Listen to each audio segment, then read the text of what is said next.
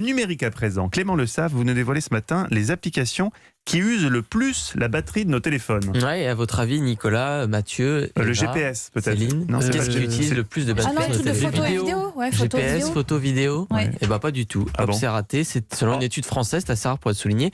Ce sont les navigateurs web et les réseaux sociaux qui consomment le plus sur nos Les réseaux téléphones. sociaux, mais ça... Non, absolument. Trompé, Clément. Vous irez expliquer ça à Athos, mon cher Nicolas.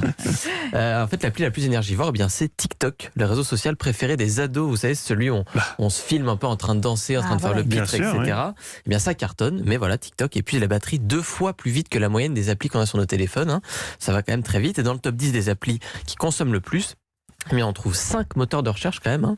On trouve 3 réseaux sociaux et seulement un jeu. On pourrait penser que les jeux, avec leur graphisme très poussé, etc., consomment beaucoup. Bah, finalement, pas du tout.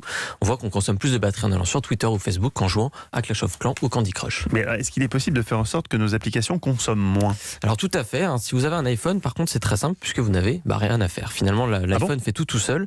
Contrairement à l'idée très répandue qui consiste à dire que si on laisse ces applications tourner en arrière-plan, vous savez, elles consomment plus de batterie. En fait, ça c'est complètement faux. En fait, c'est un mythe. Ça sert à rien de les fermer manuellement en les envoyant vers le haut avec son doigt.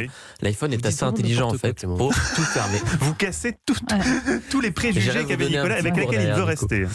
Donc en fait voilà, l'iPhone fait tout seul, il n'y a pas besoin de l'aider. En revanche, si vous avez un autre téléphone, donc type un Huawei, un Samsung, quelque chose qui marche avec Android, vous avez plutôt par contre intérêt à surveiller la consommation d'énergie de vos applis, puisque là pour le coup le système d'exploitation ne fait pas tout seul. Donc c'est pour ça que de temps en temps vous allez recevoir des alertes pour vous dire tiens, je trouve que cette appli là tourne depuis longtemps et qu'elle consomme beaucoup. C'est une notification. Dans ce cas-là, vous pouvez la fermer manuellement et vous économiserez de la batterie. Alors c'est des petits réflexes qui sont pas compliqués à prendre, c'est très simple à acquérir et ça peut se révéler très très utile en fin de journée. Il faut quand même savoir que les applications représentent 77% de l'énergie du téléphone utilisé dans la journée, donc ça peut valoir le coup de faire quelques économies. On arrête Candy Crush, Eva. Oui.